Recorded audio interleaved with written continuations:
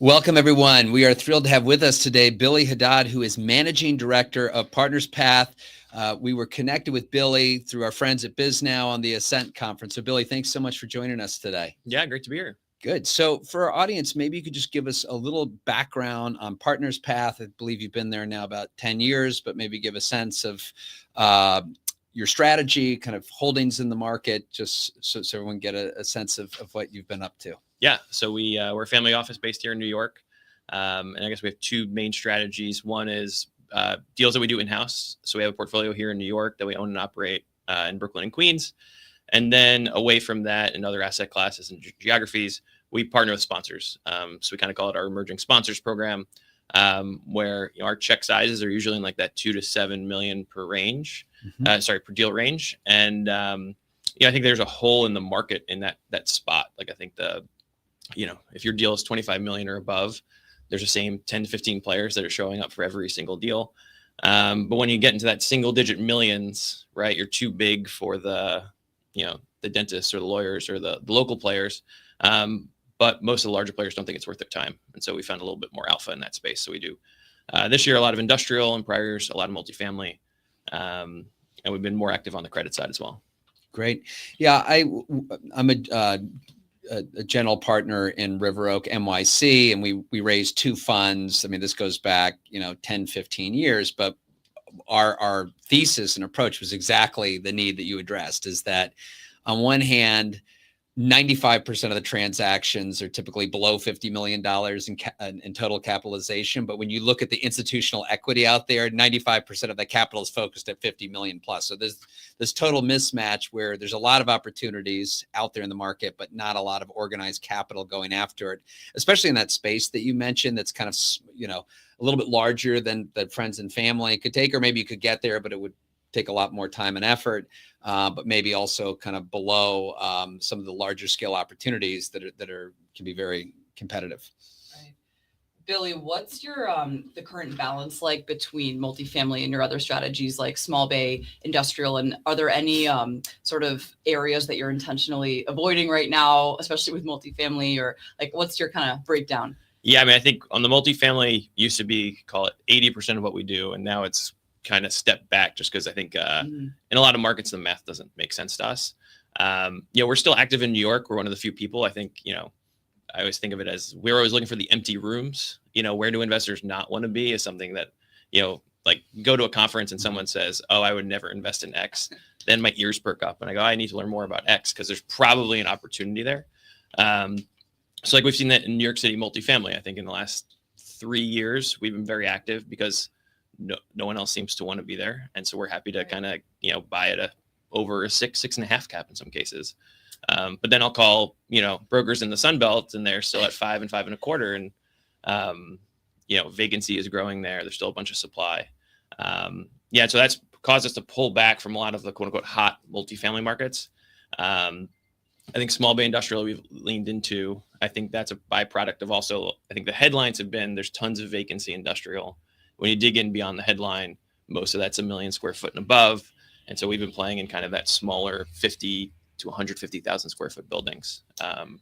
Got it. Yeah, James and I have both sort of seen in the sort of Southeast growth markets, cap rates are still kind of low 5, even sub 5 in some cases. So there's definitely a compelling argument there for New York multifamily, despite all of the political risk. And James can speak to this more, but he recently came out with a white paper that talks about how real estate values are really more impacted by the macro factors like interest rates and construction costs and things like that, as opposed to whoever's in office in the local market.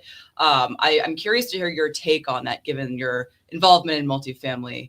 Yeah, I mean, I think I think elections broadly have gotten very disconnected from the realities. I think it's a lot of the conversation isn't linked directly to like the policies or even the ability to execute on those policies. And I think that was the big story in the mayoral race was, I think Mamdani ran on a lot of things that he can't unilaterally do, and we'll see if he gets the buy-in to do it.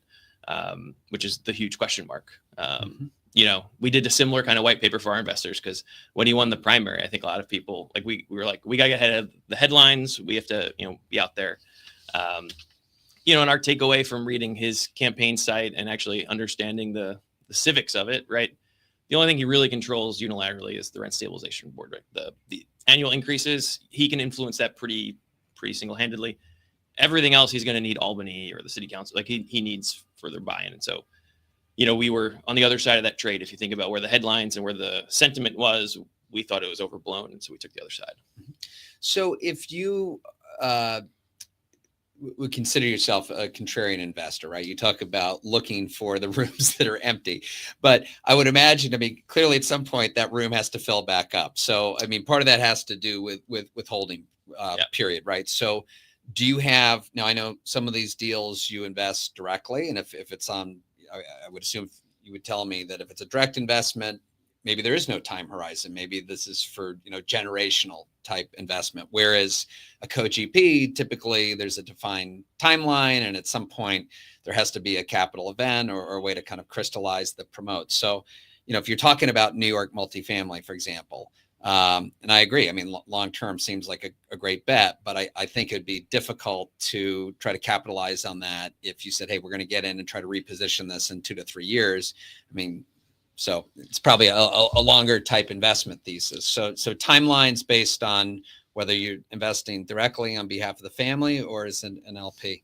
Well, I think locally, I think, this year we just sold a deal in September to a very large player who's active in the outer boroughs.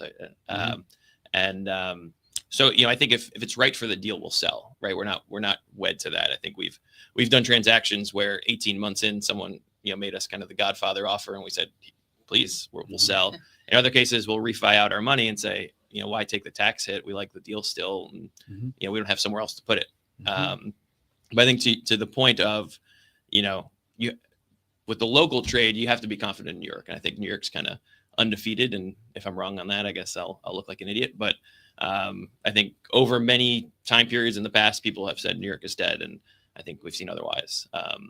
And I actually just don't think that we'll see. I don't think the new administration will be as revolutionarily different from prior administrations we've had. And obviously that's going to depend on Albany's buy-in and everything else. But I just, So if you're making an LP investment, what's the typical hold period then? Are you giving kind of a 5-year period to execute on the business plan? Can that get pushed out to 7 years? I would think that maybe if you're making this New York bet, that maybe the time to capitalize on that might be, under a future administration. Yeah. And, or, at a certain point, we bought some deals in 2020, we put 7-year debt on it, right? It was a 7-year kind of, and now we'll coming up to the point where we'll reassess. Do we want to refi or do we want to sell? And we don't do any kind of straight LP investing. So in all of our deals, we build in some kind of negative control rights. So we control refi and sale decisions. So can you talk about, just for our audience, because I think that's really an important concept when you're taking on investments. So when you say negative control rights, can you just kind of explain to everyone what that means and kind of how you could effectuate, whether the decision is to sell or refinance a major capital event without actually having sitting in that GP position? Yeah. So typically, right. So a sponsor will find a deal. They really like the deal. They don't have the capital for the deal to come to a group like us to raise the capital. And, we'll negotiate with them to say, look, we'll put, X into the deal. But if you want to do any of this list of things, whether it's sale, refi, major decisions, you have to come to us for our consent. And that's important to us because during the financial crisis, some people we're in real estate deals where they saw that the incentives can be misaligned in a downside case, right? A sponsor says, I'm never going to hit my promote, fire sale it, and doesn't do right by investors. So we build those in to protect ourselves in that situation.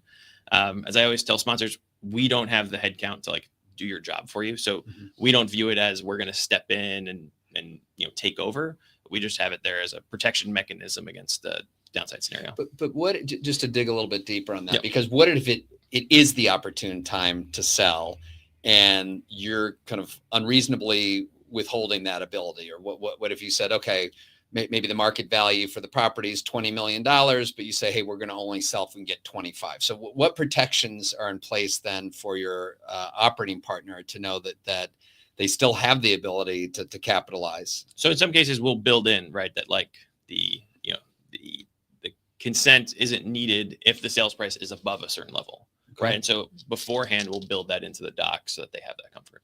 Okay. So who are your main investors? Is it high net worth individuals? Yes, we work for mainly two individuals. They sold a business called 25 years ago. And so we cover the kind of their real estate investment portfolio. Okay. And you brought up a really interesting point earlier, which is investor communication. What is your general strategy towards communicating things like political shifts, economic shifts? Are you just very stringent with your reporting? Do you have a personal relationship with your investors? How do you kind of communicate what's going on internally and with your strategy? Yeah, I mean, I think it's both, right? I think you need that constant communication. So like we have that personal relationship where like if there's something important, you pick up the phone and you call. I think for something that probably requires more thought and more depth, right? We'll put together a write-up or we'll put together something else to give that insight that's necessary that you can't just have a 5-minute phone call to discuss. Right. You also mentioned your real estate emerging manager program. Can you tell us about what that is, how it's structured, kind of how it came about, and generally what qualities you look for in sponsors that you partner with? Yeah. So, the groups that we tend to work with are one of two types. So one is it's a group that they've found a niche. They've done a few deals. They've gone through, like, as you're talking about before, raising those small checks to get the deal across the line. But what they realize is that if they want to do more deals or bigger deals, the investor relations aspect of it's going to get very cumbersome. And so what we can do is use kind of, our check size to streamline that process for them. So they could say, we don't want them to lose their other investors, right? I think that's an important part of any growth for sponsors to, anyone who's interested in your deals, you should continue to keep around. But use our capital to help grow them more efficiently. So I said one group is that the kind of, they found their niche, they've done a few deals. The other is someone's working in a big shop, either the carry isn't going to be valued at what it used to be because of whatever, they don't see a path forward. They say, I'm going to start my own firm. In those cases, a lot of times they have the deal flow and the know-how, they don't have the capital. And so, we've kind of come in and backed a few people who have left kind of larger firms, as they've launched a new one. And are these single asset syndications or are they more of a fund strategy? So usually we're creating a programmatic joint venture so we can go and do a series of deals. We kind of leave it to the sponsor. Some sponsors are like, I'm only ever going to do deal by deal. Others are, how quickly can I raise an institutional fund? I think that's kind of, I have my views on that, but we typically leave it to the sponsor to determine what they think the best path forward is. Got it.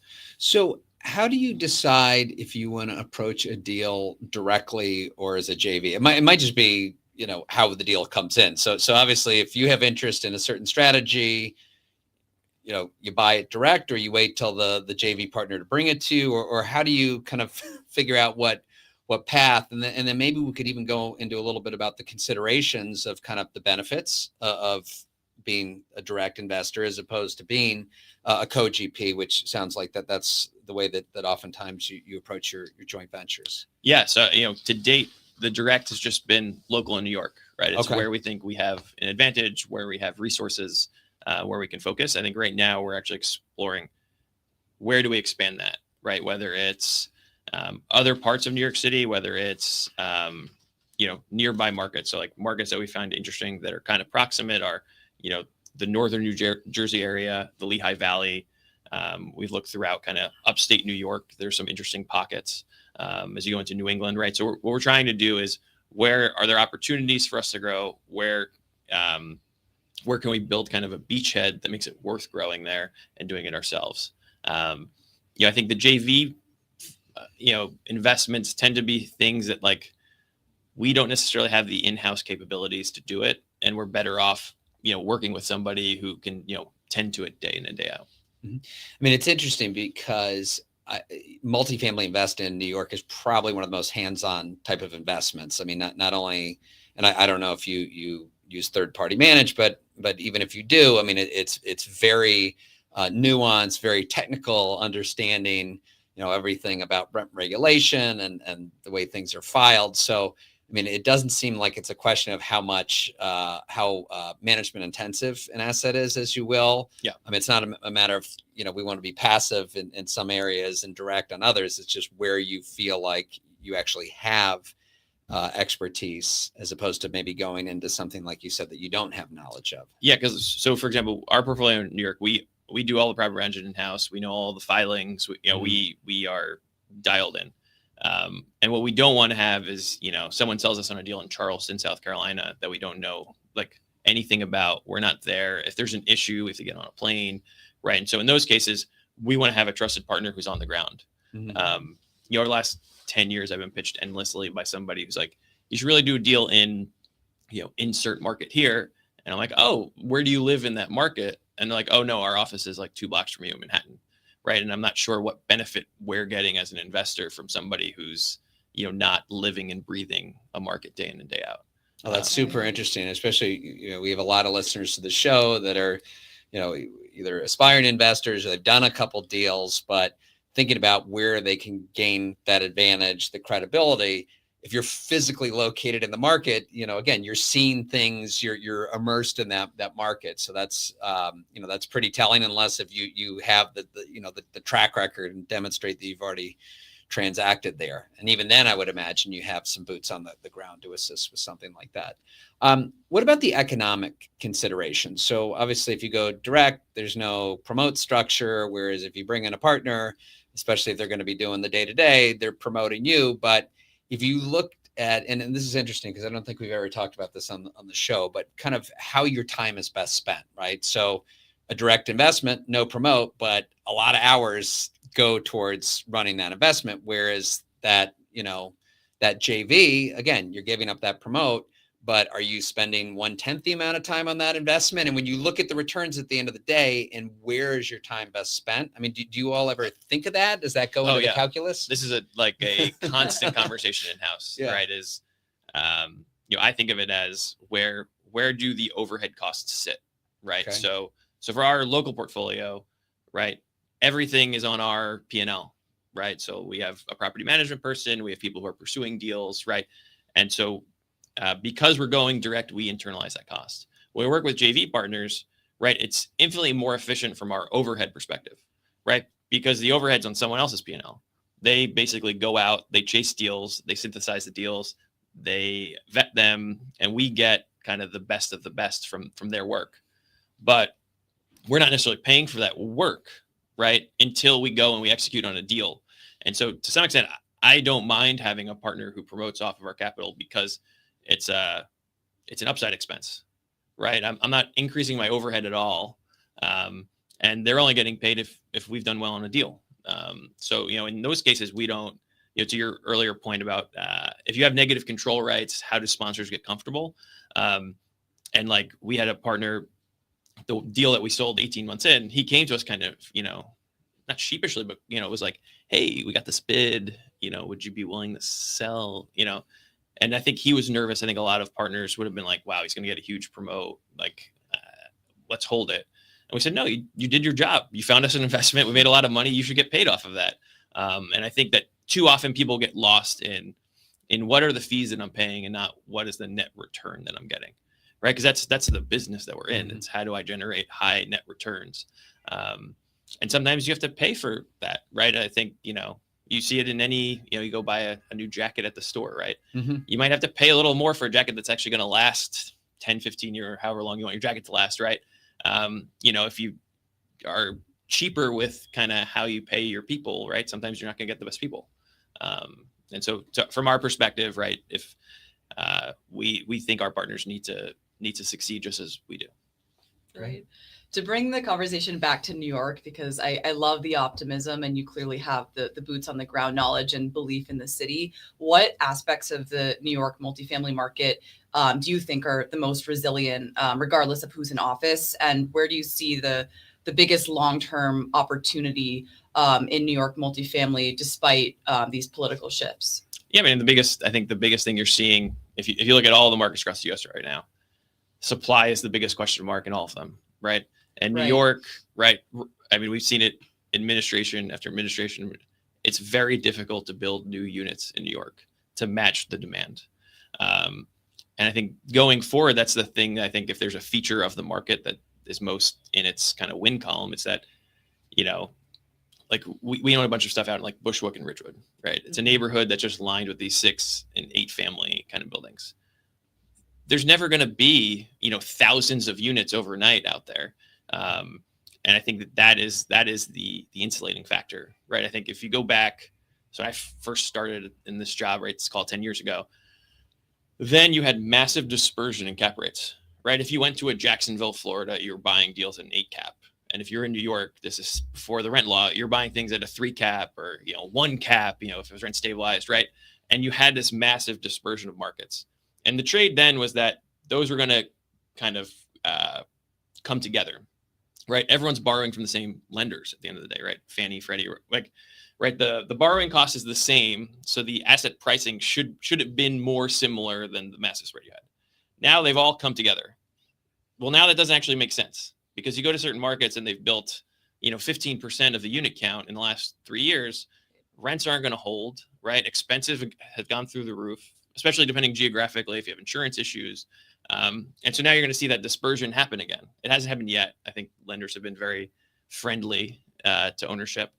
But like, I just don't, there are a lot of markets in this country that are having supply issues and you're seeing vacancy is ticking up. And at that point, right, the question then becomes what NOI are you using when you quote a cap rate, right? Are you using an in-place NOI or are you using what kind of a stabilized, fully leased NOI is? But yeah, I think from a New York perspective, you still have, right, people want to be here. You can't build that many units. And that math is going to lead to increasing rents. Right. So you'd mentioned about the investment philosophy of being a contrarian, and I definitely get that for multifamily in New York. Industrial, and I don't know if that's, I know you have holdings across the country. Industrial would not seem as much of an outlier It's very strategy. in vogue, yeah. I mean, sure. Well, maybe now in some markets with new construction, talking about supply meant same way with multifamily. We're certainly seeing supply, whether we're talking about Phoenix or the Inland Empire, all of a sudden it's like too much of a good thing. So just getting your thoughts on the industrial market and where to play, because we hear a lot about this, shallow bays now, and what is it about that maybe is more attractive than maybe some of these big bombers that have the credit attached to them? Yeah, I think the shallow bay, you haven't seen the same increase in supply, right? So I think the big bombers, I think everybody, right? I mean, think about it. If I was an industrial developer, right, I could go build 1 million plus square feet, take the fees off of 1 million plus square feet, and chase a credit tenant of Walmart and Amazon, right? The big players. Or I could go develop, a 150,000 square foot space where I'm not going to get the same credit in my tenant. I'm not going to be able to take the fees off the same square footage, right? Like, it makes sense why one is oversupplied and one isn't seeing the same supply bump. And so we've been playing kind of in that smaller bay. I think, it's like the old joke. If your taxi driver's telling you about an investment, right, that's the time to sell it. Mm-hmm. I think it is getting very kind of in vogue. And so now the question becomes, what's the next thing to keep your eye on, right? I think we've been pitched on, and I think we might do our first industrial outdoor storage deal. It's like the new, small bay, shallow bay industrial. I think that there are pockets where, the zoning has gotten difficult, where there's a ton of demand for that product. That's interesting. I come from originally a credit background. Like, the other part of me says it's a parking lot, right? Like, your barriers to entry are somewhat limited. At the end of the day, it's like it's a land banking play almost. So from a geography standpoint, how do you get comfortable? And again, you made the whole point that you want that partner who has boots on the ground. Okay, so that's part of it. But how do you feel comfortable that there is that demand? And whether that's in shallow bay or multifamily, I mean, how are you tracking what the new supply or competition looks like? Yeah, I mean, it's, probably the same data sources that everyone in real estate uses. But it is kind of a multi-piece puzzle, right? It's like, we want to find a market that we think has compelling dynamics. We want to find a partner we trust and has know-how, right? All those things have to kind of align. So in a lot of cases, there are trades or investment ideas that we like. We just haven't found kind of the way in yet. And so that's also part of the job, is to kind of find that fit. Mm-hmm. So with New York, because you're, like we said before, your boots on the ground, you're living here, you're very confident in the city and the city's growth. With your shallow bay strategy, which is kind of all over the country, I read on your website that your strategy focuses more on markets with limited new competition. So what kind of gives you an angle there when you're not boots on the ground in these markets? Yes, I mean, in some cases we're relying on the partner, right? So, Right. so like that's kind of our way to tap into, okay, what are the best ways of thinking about this market. So in a lot of cases, it's like an infill location, right? So right now we're developing a building in Tempe, Arizona, right? So it's not far from the airport. It's, fully built around it, right? We found this nice piece of dirt. We're building a small industrial building. It's already 2/3 leased. We're doing a similar deal up in Glendale, in Phoenix. And so in those cases, right, it's a market where the headline would tell you Phoenix, tons of industrial supply, right? And when you pull like the CoStar, right, it shows this massive vacancy rate and you get really nervous. And then you back out the million square footers and you're like, oh, actually the vacancy rate's in the low single digits for this type of asset. And in both cases, we've de-risked it because it's 2/3 leased. And so the other third is speculative, right? We'll see, if we hit a massive recession, right, we'll have a 1/3 vacant building. But we're confident, even based on just the traction we've gotten post, putting a shovel in the ground, that we'll fill that space. It's a great point when you're looking at what is the competition in the market, and when you're looking at these vacancy rates. Just looking at the percentage on its own doesn't break out, again, the direct competition. To your point, maybe think about here, the apartment sale market. So if you look at the available condos in the market right now, which is at a 10-year low, but here in Manhattan, there's 3,000 units, but over a third of those units are in 6 projects, right? So you start looking, and that's why, if you're selling a piece of land on the Upper East Side for luxury development, I mean, if you looked at just the availability in that submarket, even for that kind of product, it's probably, a matter of maybe a dozen or 2 units, right? So I think that's a great piece of advice for our listeners, to really don't just look at that kind of top line vacancy number, but really figure out where is that coming from and doing your homework. Yeah, I'm a baseball fan, so I always think of it as like the money ball of it, right? Like there's the headline, right? Like there's, hey, this guy has X stats, right? But you got to go that level or 2 below to say, well, what's the real story? Where's the data at? And is the headline actually communicating what the data is telling you? Because in a lot of cases, there's a large spread there. How much of the data do you think, whether it's your competition or other investors? I mean, today, do you think most people are just kind of going with their gut feeling and what, looks good in a market, or they're really intensely studying the data? Like how much of your investment philosophy is really driven by the data analytics? I think it's this weird, you can't be too reliant on it and you can't ignore it, right? Because I think, like, was it Zillow or some of the home buildings, they had an algorithm go and buy stuff up, and it didn't work, right? It was, and then I think, on the other side, I think that in some cases people follow kind of, where's the investor capital going, right? And I think sometimes that leads them astray, right? So it's like, oh, people really want X, and it's like, okay, well, at the point at which people really want X, is the trade still there, or did you miss it, and now you're just coming in late to the party? And so I think it's always kind of just like, not getting too caught up in whatever the, story of the day is can also be a real benefit. Billy, what is your approach to adding value with your industrial strategy? Is it more centered around leasing? Like maybe you get in at a below market lease and wait for the lease to expire and then bump the rents up to market? Or is it more capital intensive? Like, how do you view the sort of value add play there with your industrial strategy? A lot of it's just been on the leasing side. And part of that's that where we're still new-ish to, like we've obviously done industrial deals, but we're by no means, Prologis or an expert, right? Like, and so we've kind of taken 2 approaches. One is more of the leasing play of, hey, rents are at $12 a foot, market $16 a foot. And we like that too, because I think our patient capital opens that door. Whereas, there are certain opportunities that a typical fund, right, that story doesn't play for their investors or their time frame in the same way. How do you know, because I think it'd be rare if you're buying something from an owner who, they've got vacant space and they don't, have a credible leasing team. I mean, that probably does happen occasionally where they just have the wrong team. Maybe it's a friend, a relative, but they just don't know how to lease the space. But, other times it's more, maybe it's kind of the where they are with their capital stack. I mean, I know we're selling a deal right now where the owner, there's plenty of leases that could be done, but they're not willing to fund TIs. Yeah. Right. And that's something. So I mean, maybe I'm answering my own question of trying to dig in and find out why whatever leasing program is not working.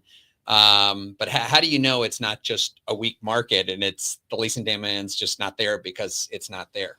Yeah, no, I think, well, the deals like the one you mentioned where you have the leases and not the TI cap, those are the deals you want to be doing, right? Mhm. Because it's just a capital problem. It's not a, right? Like from where I sit, that, you know, you're trying to put capital to work, capital solves that problem and you're going to get outsized returns. That's a good trade.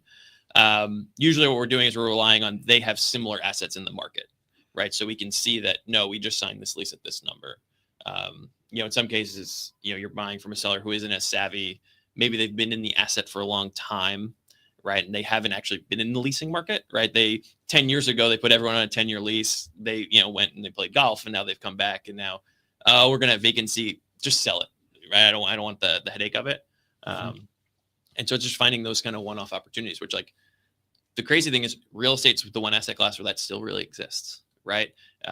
It doesn't exist, like, you know, in public markets. Like, it's so monitored in most cases that you don't have just like a, hey, you know, I just inherited this, I don't want it anymore, I'll sell it at a price. You know, in real estate, you have those opportunities. They're not, you know, common, but, you know, they do pop up, and, you know, you want to be there to be the buyer in that case. Yeah. And to add one more thing, also no law that you have to sell the property for the highest price. I mean, it's not, you know, by definition, it's not a public, you know, offering. So again, whether or not the seller even does a good job, do they choose the right broker to do a proper marketing campaign? Do you buy it off market? So, I mean, there's so many opportunities where you can gain that advantage. Well, nowadays you also have sellers who don't want it advertised that they're selling. Right. Mhm. You know, they have people who have, I have a debt problem here. I really got to get rid of this asset, but I don't want it known to the market that I'm selling this because I have all of this over here. Yeah. See that the reasoning there, I mean, yes, maybe at the time, but after it sells, everybody knows anyways. So, but yes, you totally get owners who say, oh, I don't want to advertise, you know, my issues. Billy, I was going to ask you, how do you find for your JV investments, how do you get most of that deal flow? How do you get most of those sponsor introductions? Yeah, I always joke in the randomest of ways. You know, I think, you know, sometimes it's just, you know, a friend of a friend. You know, I know we were both at Ascent, right? It's attending events like that, just being out there in the market, you know, just trying to meet as many people as possible. And, you know, and also like just kind of continuing conversations, right? It takes us a long time to get comfortable with somebody, right? So it's also like, you know, having check-in calls with people once a quarter who, you know, we haven't done a deal with. We might not do a deal with them this year, but, you know, maybe next year, as, you know, they build out their track record, as they become more established, and as we get more comfortable with the asset class or the geography that they're playing in. And how do you, just again, for our listeners who are trying to raise capital, what is it, you know, beyond their track record and what they've done when they come to you? Is it a deck to say, is it a nice fancy website? What is it that they can kind of put themselves in the best light so you can see that they're credible, and it has the information that you need to determine whether or not they're the kind of sponsor who you would back? Yeah, I mean, I think you got to have like a Excel model that you can send to us. Like, I feel like I always find it weird. A lot of groups are like very proprietary about their Excel. Like, everyone's using the same, like, you know, like they make you sign a bunch of NDAs, and I'm like, it's not, you know, it's not a state secret. You know, I think that's like that, and a deck or some kind of write up or something about the investment. You kind of need to have, right? Like, I've had meetings with people who are like, they keep talking about the deal, and I'm like, well, just send me the materials and we can have a more educated conversation about it. So I guess those, I think. Do you want them to have control over the deal? Because that's always, you know, it's kind of that chicken and the egg where I'm as the sponsors trying to decide, do I sign this up? I don't know if I have the capital. You don't want to waste your time chasing something that's not a live opportunity. So are most of these sponsors bringing, you know, live deals to you, where they're saying, hey, I'm thinking of bidding on this. Are you on board? It's a mix. And I'm sure that Yeah. NDA piece, if you don't have deal Yes. control, I'm Matters going to more. let them know, and then suddenly it's going to be out in the market, and I'm going to lose it, right? Yeah. Well, I mean, we would never. If someone sent us a deal, we would never then go do it. I Right. just think that's too slimy and Yes. sneaky. But I think. Sorry, what was the? Well, just when do you like to come into yes. to a deal? Is it okay if they say, hey, we're bidding on this deal, or do you want to actually have it under control? Where I don't think having it under control is as important. I know a lot of people tell sponsors that like until, and I think, look, I think if I was at, bulge bracket name brand PE firm, I tell them go get it under control because I know the other 3 guys bidding on it, and I can only work with the person who gets it under control, right? So I don't want to know about it until it's under control, and then I'll underwrite it that one time with that group. But I think for us, it's more of building a conversation over time with different groups. And so if they're out chasing a deal and they say, hey, look, we bid 15, it wound up going for 16 and a half, right? Like, I guess I know that they're kind of on the conservative end of things. They're not like leaning in too far. So that can be a good data point at the same token, right? Even though that, it was a waste of time because they didn't get the deal. And are you ever putting up deposit money alongside them or guarantees? We have not. I think we'll participate, I guess, if we've worked with someone before, right? And you get to like that 5th, 6th deal and like, we know we're going to do it, then like we might start participating in deposits, but definitely not on like a first deal with somebody. Got it. That makes sense. Billy, I would love for you to talk about your experience at Barclays in credit risk and public finance and how that sort of led you to the family office world with what you're doing with Partners Path today. Yeah. So I started at Barclays. We did it was a rotational program. So it's leverage finance, real estate, and public finance or municipals.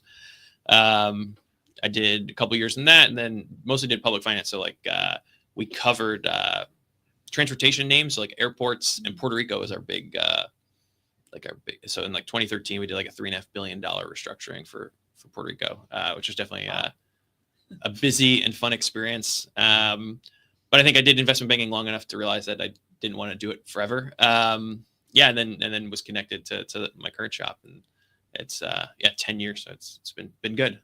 I think it's so amazing with real estate, how people come from such diverse backgrounds and end up in this space. How has your experience in the banking world shaped your perspective on real estate and your strategy?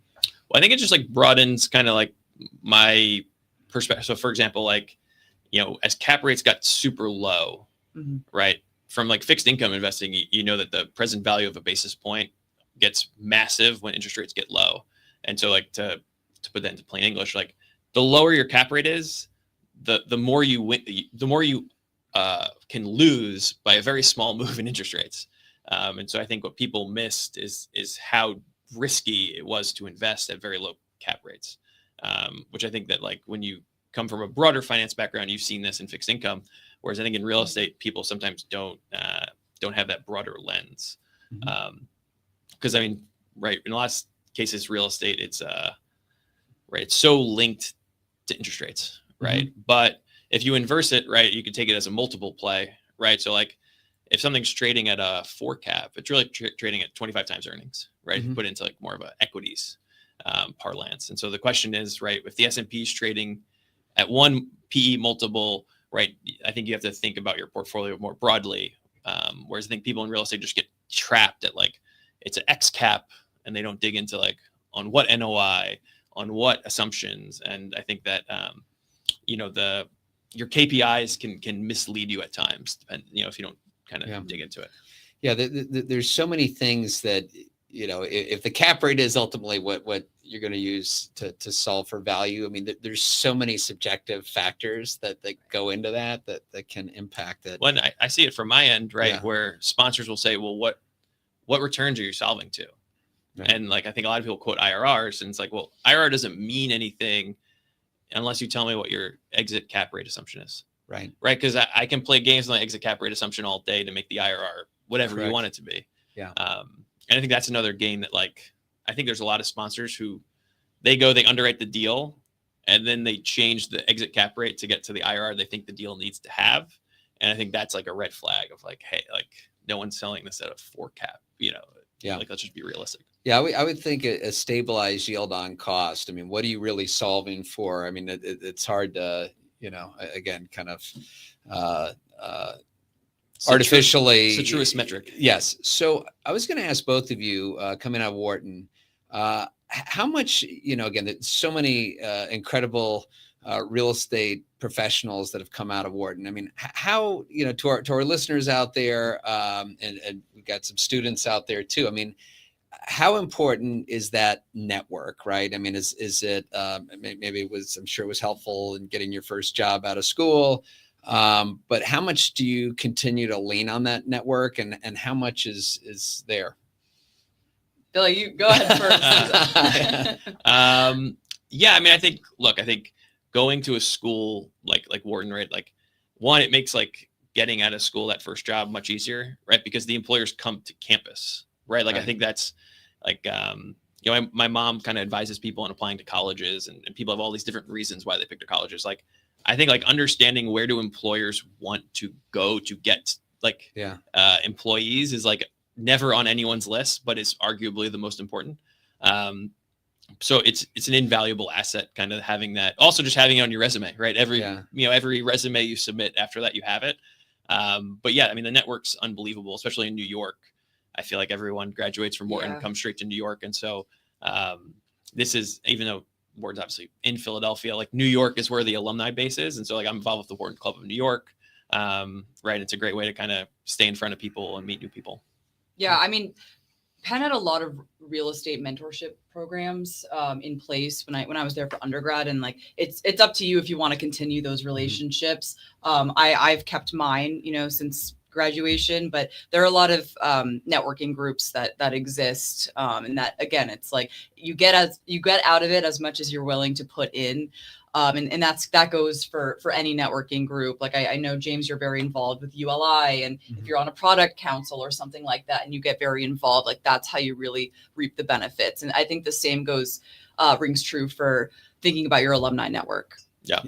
Yeah. The advice I would have for our listeners, and obviously when you have a specialized degree, and Wharton has such incredible real estate programs, but even if so I went to Colgate, liberal arts education, English major. We didn't even have real estate classes there, but I will tell you that our Colgate Real Estate Council that we have, and again, small school, but we'll have once a quarter, we'll have 30 or 40 people show up to a breakfast, and it's a pretty high powered group, so the point is, regardless of what where you went to school, lean into that network, because generally, you have that shared experience to start with. And typically alums are going to kind of look out for others. So that's definitely something to think about. So I think it's also, it's not rocket science, right? That's the other thing about real estate, right? Is that, I think that, like when I was at Barclays, right? You graduate from college, and then I think it was June or July, you show up, you spend the summer going through this like financial boot camp, because they have English majors and kids who didn't study business undergrad. And, in 6 to 8 weeks, they kind of get them up to where you are, right? You have more depth probably, but it's not becoming a doctor, right? Like this is something that anyone, you're right. Like it doesn't take that long to learn the basics of real estate and actually have an edge. And half of it's hustle and hard work, right? I mean, the people who can, I always say that like, the people who in a lot of cases would be the most successful on the real estate investing side are the brokers, right? They know the people, they know the deals, they know the tenants, right? And like, right, they're in a different role, but if you put capital behind them, right, they would have the best deal flow and know all the players, right? And so, I think you don't need to have this tailored background to go into real estate or really most other professions, right? It's interesting that you mentioned, brokers are so well positioned to go onto the investing side, and a lot of them, including myself, I would say most of the way we're doing that investment is kind of on the LP side, to say, hey, we're busy, and also I think you want to be aware of not creating that conflict where if you're brokering, but you're, also a buyer in the market, and how does that work? But I think it's also, once you're a successful broker and you're doing transactions, it's hard to kind of stop that machine whereas when you're going to do an investment, I mean, it could be a couple of years before you see any economic benefit. Yeah. And not that a brokerage deal doesn't take 6 to 9 months, maybe from start to finish, but it is surprising that you don't see more brokers get involved and going full fledged under the. I get it principal side. because we just sold a deal, and the broker who sold it gets a nice check. And, me and my colleague had been, in the deal for 10 years. Right. And, that's the first time we had seen anything from it. And, Right. so it's, everybody has their own kind of incentive structure. Right. Right. I also think you bring up an interesting point about coming from a social science background. I think people who come from more, non-business backgrounds do bring a really unique perspective. And if you're very in tune with policy and zoning and things like public-private partnerships and incentives, like all of these factors are kind of coming together to make these deals happen. And if you just have like a cookie cutter finance understanding and aren't thinking about the bigger picture, I think it can be limiting for some people. Mm-hmm. Yeah. So, Billy, as we start to wrap, and it was funny, and you kind of mentioned the Moneyball aspect. I saw, I don't know if it was at Wharton, you were part of a sports, was it kind of almost like a fantasy football kind of thing, or was it more sports management? What was the, there was some attachment to, sports analysis. And I'm just trying to think about kind of the gamification of this and like the metrics. And so, I don't know. I mean, I just, parallels that you see and kind of takeaways from that experience and kind of how you look at maybe, sports and the numbers and where you see the opportunities in real estate. Yeah. I guess I forget what would have been on there. I think, did your son play water polo? Is that right? Yes. Yeah. I played club water polo at Penn. Okay. So I remember seeing that on your posts. I think actually, like, I think we're kind of talking about it, whether it's like English major or multidisciplinary kind of background, right? Like things like sports or other interests can, right? Like that analysis or that thought process, right, can be really helpful in real estate or any other endeavor, right? And so I think it's important to always kind of, not just get lost in kind of, right? I think like there's certain people who like all they do is real estate. Yeah. And I think it has benefits, right? Like to be that locked in, but I think you can do other things that will bring in insights and understanding that you wouldn't have if you're just kind of staying in your lane of real estate focus. I think there are a lot of parallels too between sports and real estate, especially in brokerage. It really does feel like you're practicing with your team, you're getting ready for the game, then you have the pitch, and it's like the rush and all of the things that you experience from being a competitive athlete, I think are kind of channeled in real estate as an industry, and that it makes it very like fulfilling for a lot because a real estate deal is a team sport, right? You need the equity to come in, you need the debt to come in, you need the broker, you need the buyer. Like all of these people need to work together to actually get to the closing table and get the to get the job done, as it were. And like one of my takeaways from Ascent was that right now the equity capital seems to be the part of the team, right, that's not really performing in the way that the rest of the players in the market want it to, right? I think the debt capital player, right, is playing at 120% right now, right, and I think that the market's trying to synthesize. Okay, we have all of this debt capital coming in, whether it's private capital, whatever. The equity capital is more conservative right now, and how do we rework capital structures and deals such that the generous debt proceeds we're getting can kind of lump in with a GP, and whether it's an LP or, now I feel like everyone, no one wants to be just a regular LP, right? Everyone wants kind of special treatment. And that's a result of the fact that equity is harder to find. And so I think that, bringing creativity, right? Bringing those kind of other skills to say, okay, well, the GP's putting X in. What if the quote unquote LP comes in as preferred equity? I think is a more common structure we're seeing. How do we recut kind of the upside splits so that the sponsor feels like they're getting rewarded, but the LP or the investor feels like in a downside scenario they're getting better protected, because effectively both of them can benefit from the fact that now you can get construction financing in the low twos, right? And that's something that equity should be benefiting from. That was kind of my takeaway, was like, should we be looking at more development? Like it sounds crazy to say with all the supply kind of concerns, but it's cheaper now to get capital for development than it used to be. And if everyone thinks you're nuts to go in the ground today, maybe maybe you're not so nuts. you Yeah, know? going back to that empty room comment. I mean, when it was asked in front of a room full of investors, how many of you are putting out debt for residential construction, and like 100 hands went up, and how many are you doing equity? It was like one, maybe one and a half, and then when really pressed on, it was, well, unless it had to be If everything's incredible. perfect. Yeah. So, well, Billy, this has been awesome. Just one last piece of advice for the audience. I mean, your decision to be, and maybe it's the best of both worlds, because you're getting the chance to invest direct, but also as an equity participant. And any thoughts of our listeners who are looking to get into investing? Kind of, is it better to go kind of work with an operator that's doing deals direct? Kind of working on that equity side where you get a lot of exposure to a lot of different kinds of deals. And any thoughts on the best path? Yeah, I think the older I get, the more I come back to there is no best path, right? There's just get on a path, and keep working hard and moving down that path. Like I always joke, when I'm one of 6 kids, and so I'm the oldest. Oh, wow. So when I was younger, my dad always told me you should, learn Chinese, right? And then it became, you got to learn to code, and you got to, right? And I think the hard thing is that at the time that was the right advice. Now, right? Like I can pull out my phone and my phone will speak Chinese. Right. Or right now it's like coding jobs are getting taken over by AI. And so like it's so hard to know where the puck is going. And so I think that instead of like sitting there over analyzing what the next step is, just take a step.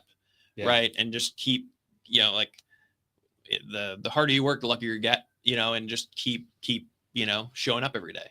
That's, 95% of success is just like working as hard as you can. And there's no, in 2007, the guy who got staffed on the restructuring desk at his firm thought he got like the worst position ever because there had been no restructurings in forever. And now 2008 comes and he's sitting in the pole position. Right. Right. So you never know what the future is going to bring. And I think you just got to trust that hard work will move you forward. Awesome. Love that. Well, Billy, this was fantastic. Thank you so much for coming and sharing your story. And we want to thank all of our listeners. And as we always say with this show, really the best thing you can do, assuming you got as much value to this episode as we did, is to share it with a friend. So forward this on. I do that all the time.